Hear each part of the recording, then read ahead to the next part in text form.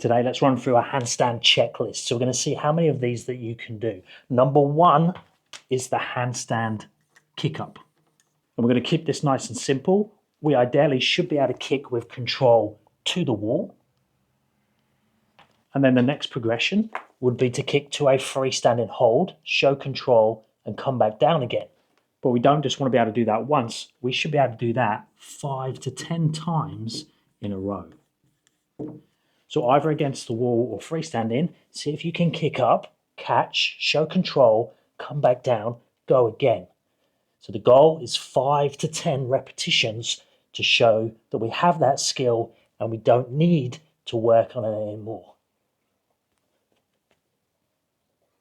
So you could use this list that we're going to create today as a bit of an assessment to find the red flags. What are the things that you should work on to take you to that next level? Now, if we can kick up to handstand, let's next look at the jump to handstand.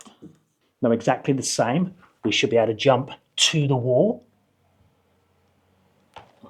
and to the freestanding handstand in our tuck position or our froggy position like so, in a straddle, so I'm passing through the straddle position. And then the harder one would be the pike entry.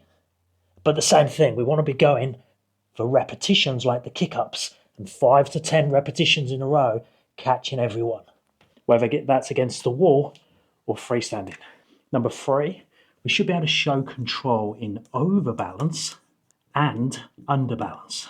And this is going to create our window of balance. How much can we move in each direction without falling over? Now, there's 2 main ways we can assess this, with the easier version being to be on the wall and pull from it. So if I kick up to the wall like so and have my heels against the wall, now if I push through the fingers, reach tall, I should better pull to handstand and go back again for repetitions.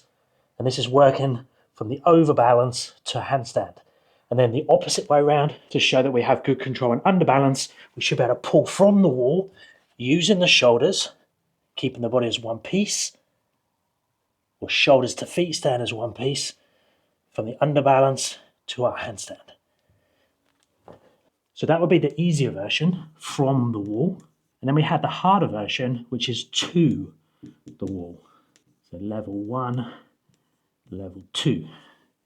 So to the wall means that we're going to start in the handstand and take our body to something, kiss it and come back again. So this one I'm going to start in the freestanding handstand like so. I'm going to take the heels to the wall, kiss lightly, and then come back to the handstand. So I'm starting and finishing in the handstand, but I'm just going towards my overbalance. And then the same in the underbalance. I'm going to start in the freestanding handstand like so. So I'm freestanding, and then I'm going to take my toes to the wall, kiss slightly, and then return back to that handstand. And again, be able to do that for repetitions with control. But I'm starting and finishing in the handstand. Next, let's look at our conditioning. So how long can we hold a handstand for? Now, I know I can hold for around 2 minutes before I start to struggle and have to come down. On a good day, I could probably push that to 2.5 minutes. On a bad day, I'm still going to get around 2 minutes, but it's going to be hard work. Now, if you can't hold a freestanding handstand yet, we can do exactly the same, but in a chest to wall position. So how long can you hold here with good positioning before this starts to happen? So conditioning, freestanding handstand or wall. And we want to go between 30 seconds and, 3 minutes. So see where you are between that. Ideally, you're going to be at least at the 30-second mark before you start doing some of these really hard skills. Next, let's look at shapes. So number 5, we have shapes. So the main ones being straight, which we've really just covered with these first movements. And we have straddle, and we have tuck. They would be the main 3 that most people are going to work on, especially as they get more and more into handstands. So we want to check you can get into those 3 positions. Number 1, like I say, we've already done, but let's have a look at the line from the side. Does it look like a banana? Does it look like a straighter position? And how is it connected from the hands all the way to the toes? Is it one line, or is it lots of lines all broken? Again, if we don't have that in a freestanding position, we can just do that back to wall or chest to wall. Then we need to check our straddle position. So straddle just means we're going to open the legs wider out to the side. So from that straight position, we open, the legs pike, the butt comes backwards, and our shoulders should stay more or less on top of the hands. And then ideally we'll be able to return to our straight position. So from the side, the straddle looks something like this. Everyone's position is going to be slightly different in terms of how wide they go and how piked they go at the hips. But this is ideally the position and not this type of position. We don't want to have open hips, we want to have closed hips, so the legs are talking to the torso and then returning back to that straight position. Now that can be done back to wall or chest to wall. If you're chest to wall, you're going to have toes lightly on the wall, something like that in that position. And then if you're back to wall, you're going to have your butt on the wall. So you open to this type of position there. And then we have the tuck, which for a lot of people like myself is much harder than the straddle. We need to bend the knees and the hips at the same time and come down to something again like this. I'm saying something because again, everyone's position is going to look different. You can hear because of my voice that it's challenging for me to hold a hair. And then again, we want to be able to return back to our straight position. Now that position is going to look quite different from the hips down to the shoulder, depending on your flexibility, because this position, while in this position, is really challenging for most people from mobility of the upper back and from the hips. But just like the straddle, if you can't do it freestanding, we can do it against the wall.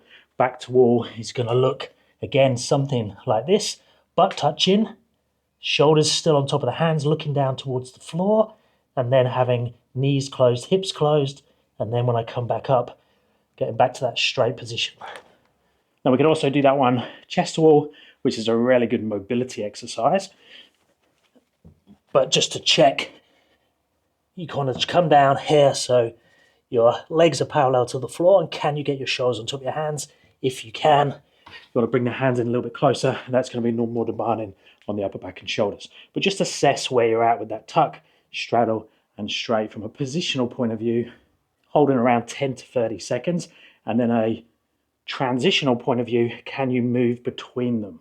So ideally, you would have a straight position, a straddle position, and a tuck.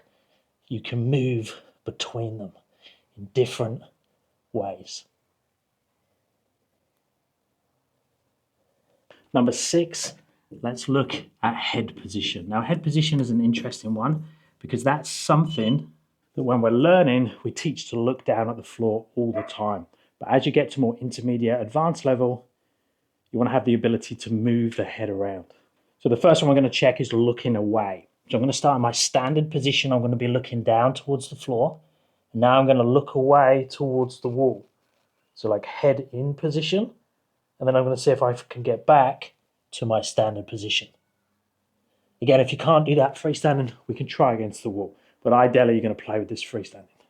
So level 1 would be to look away and return back to your standard position. Level 2 would be to look at your toes or look up. So for this one, exactly the same, but now I pass through the look away and then I look up. I'm going to lose my hat towards my toes and then see if I can come back. Now that's harder. You could see I had to rebalance a little bit. I was more worried that I was going to lose the hat on the way through, but looking up is much harder. Same thing, see if you can return back to that floor position. And then level 3, which in some ways might be a little bit easier than level 2, would be to close your eyes. So for this one, you could keep looking down towards the floor, which is a better way to test it to start with, especially if you feel like you're going to fall. But I'm going to make it fun by looking at the camera and now closing my eyes. Open them again and then looking back to that start position. So there you go. There's 6 things for you to check in terms of your freestanding handstand. I'm going to do a part 2 where I go into the harder progressions, press handstands, handstand push-ups, one-arm handstands, So make sure you tune in for that one. Let me know down in the comments if you have any questions. If you're after coaching, check out my app and my website, and I'll speak to you guys in the next one.